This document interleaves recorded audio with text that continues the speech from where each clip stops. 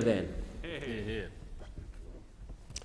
Mr. President and fellow senators, I rise to celebrate my predecessors and colleagues by echoing all who have risen in this chamber to give their first speech, to say it is an honour to be elected to the Senate and to the 46th Parliament. Mr. President, my favourite saying in politics has always been, "The world is run by those who stand up." So I can say that after deciding that it was my time to stand up for what I believe in, I'm thrilled to now stand in this place, and that is an honour that I will not take for granted. My aim today is to share a little bit about my background, but only a little, as I'd prefer to focus on what I see is a great challenge before us in this place, and that is to defend democracy. I see this as a challenge with five fundamental arguments underlining it. Firstly, democracy works. Though it does not entitle individuals to everything they want, it does entitle everyone to a voice. Secondly, governing is not easy. It is about making choices, some harder than others, but all to improve the lives of Australians. Thirdly, countries work better when people run their own lives. This means creating opportunities for all Australians, not telling them how to live their life. Next, the concept that happy lives are based on the love of family and the dignity of work. And finally, that good government means pragmatic decisions based on values. But I will come back to these points. Mr. President, I'm fortunate that I don't have a log cabin story. My childhood was ideal, and I wish all children experienced the same childhood I had. I will work hard in this place to do what I can to make this a reality for more children.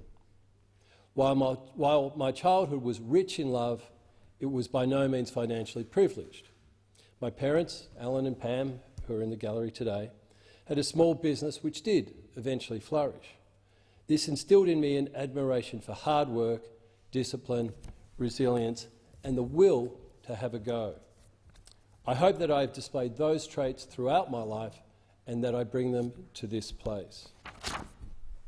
It also ignited a passion for small business, and I ran my own firm for 15 years prior to coming here.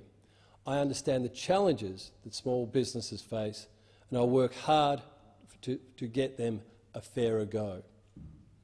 My life has always been full of the most wonderful women.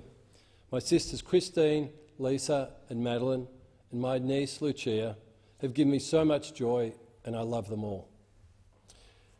Speaking of wonderful women, I'd like to acknowledge the love and support of my life partner Nerily, and thank her for standing beside me on this new journey. She has made incredible sacrifices for us, and I want her to know how much I appreciate them and her. She is one of Australia's most talented corporate women, and I admire how she has never let gender get in the way of her success, even whilst working in a traditionally male-dominated industry. While this place will call me away from home, I want her to know that while we're apart, she is never out of my thoughts or out of my heart. I also welcome her parents here today, Colin and Danelle Rockman. Now to my earlier point about the challenge ahead. Mr. President, as a society, we are able to happily disagree on many things: music, art, even football, without the divisiveness that political disagreement brings about. And I'm at a loss to understand why politics, of all things, divides us more than virtually anything else. I am a passionate Collingwood supporter, and even this doesn't produce the vitriol that politics seems to. And I am sure all in this place will join with me when I say, "Go Pies." Following the recent election, much has been written of the loss of faith in politics and politicians, and it has even been suggested that democracy is failing. What a sad state of affairs it would be if that declaration were true. The death of democracy could only mean one of two scenarios: the rise of autocracy with a reincarnation of totalitarianism via the rebirth of socialism, or I guess it could mean a return to an oligarchy. But I'm quite sure Her Majesty would have sent us a note first. Clearly, those decrying the death of democracy are pursuing an agenda built off the politics of fear and envy. They base this prognosis on their view that not everyone is getting everything that they want, and so, they argue, the extension of that is, well, your vote doesn't count, and thus they propose democracy is dead. This line of attack is as illogical as it is illegitimate. Democracy does not owe anyone anything except a chance to have their say. Government can never give everyone everything they want. That doesn't mean either government or democracy is failing. Mr. President, as Sir Robert Menzies said, democracy's true glory is not the achievement of a uniform mediocrity or a spirit of dependence upon government, but the encouragement of talent and initiative, the elevation of the individual, the giving of opportunity to all who have the inherent quality to seize it. It is up to those of us who believe in democracy to make the case for it and to fight to defend it. Fighting for democracy here in Australia is easy because the proof, the undeniable truth that it works is everywhere around us, particularly in this place. The harder task is for us to explain how democracy works, and although it provides a framework to help address problems, it can't fix every problem. Democracy is given expression here in this place. It is what we call government. It is why we parliamentarians are here, to govern.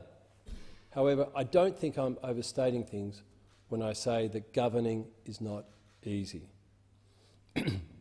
Governing is about making choices. These choices are often complex, with multiple stakeholders, each with competing interests and priorities.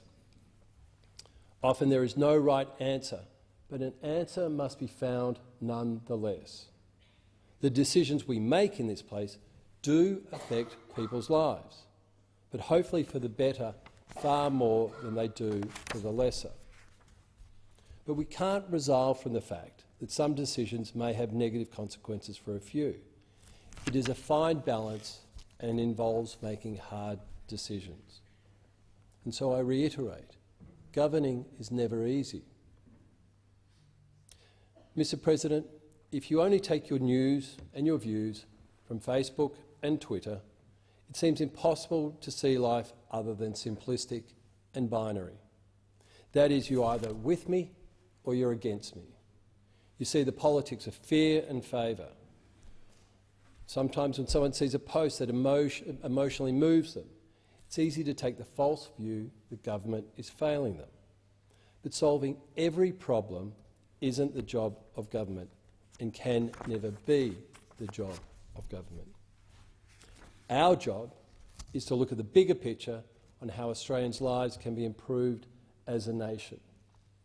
We create legislation, regulation, penalisation, incentivisation to provide citizens with a framework within which to conduct their lives.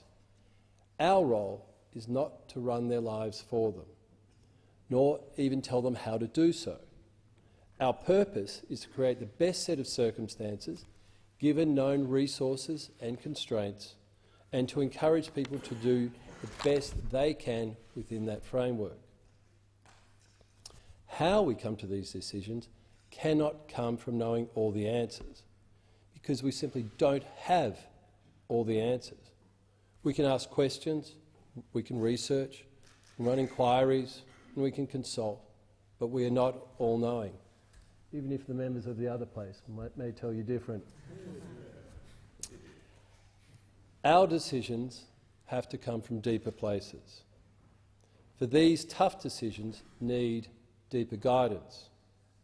That guidance can only come from the underpinning values we hold and believe in. For me, they are Liberal Party values, through and through. They build on the fundamental principles of primacy of the individual, opportunity for all, reward for effort, but also equally the virtue of personal responsibility. I believe in free markets, freedom of speech, but most importantly, in my view, getting government out of people's lives.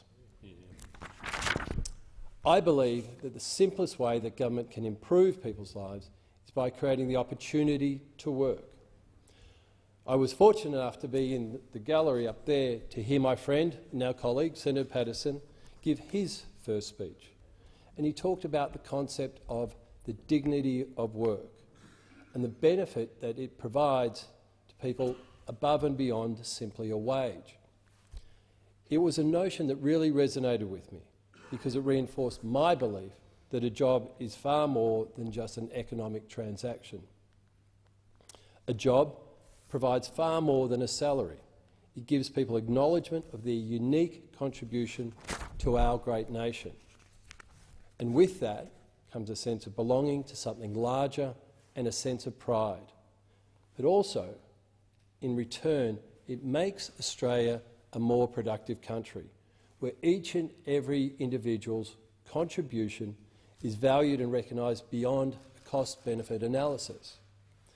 That is the dignity of work. Our government, especially our Prime Minister, has made it clear that the best form of welfare is a job. This goes beyond a mere slogan. It has truth in meaning. The word welfare itself has more than one meaning.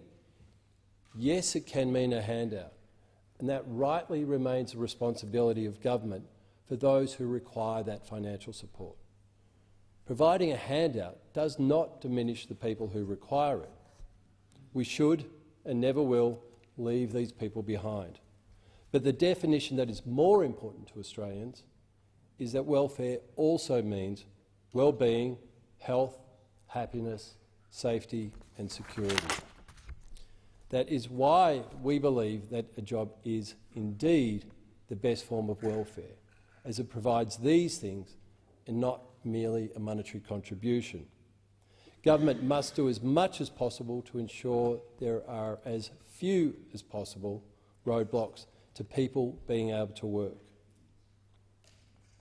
Mr. President, it is clear that good governments recognise that there is a direct correlation between good economic management and national well-being.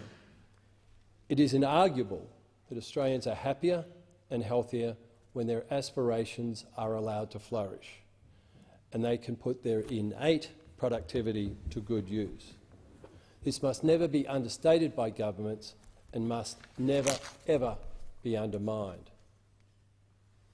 I believe each and every individual has something to bring to the table in a fair and functioning society. Our role is to reflect their values. These quiet Australians, as aptly put by our Prime Minister on election night, are the bedrock of our society and have always been. In previous times, they've also been known as Menzies' forgotten people and Howard's battlers. Governments can and must be doing more to recognise and support these people through good policy initiatives.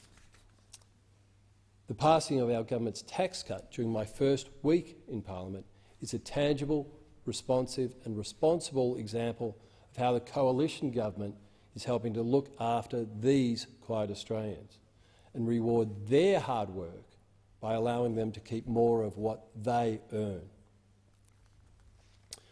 Mr. President, every generation has shaped the country as it stands today, and every generation has faced its own unique social, moral and economic challenges. Quiet Australians look to good government to address these challenges on their behalf. It is my belief that good government is not born of values and beliefs alone, nor is it merely achieved by merely following political manoeuvres of governments past. What inevitably defines a government's legacy is found in its ability to command a modern agenda infused by values that meet the ever-changing needs of Australians. Good government is decisions born of values mixed with pragmatism. As Liberals, we often stand up and commend the legacies of successful past governments and to great leaders of history, including Prime Ministers Menzies and Howard, the fathers of our great party. However, what is often left out of their legacies was their commitment to political pragmatism over blindly adhering to the tenets of ideology. What made these governments successful was that they acted in the nation's interest with flexibility and with vision, as social and political climates dictated. Good governments must be flexible and open to adapting to the needs of a growing society, while still holding true to the underpinning values that unite us. This ensures an unwavering consistency of our core values, despite changing times and social attitudes. It is also the reason that I stand on this side of the chamber with the Liberal Party, due to its fundamental faith in human nature and the individual. The rational individual's capacity to build a life of aspiration and betterment should be fostered and supported by governments, not controlled by it. It is also one of the many reasons why the Liberal Party encompasses and accommodates the ideological differences of Conservatives, classic Liberals and Libertarians, because what unites us is far more powerful than what divides us. And it is the balance of these three political schools of thought that allows for a diversity of responses and ideas.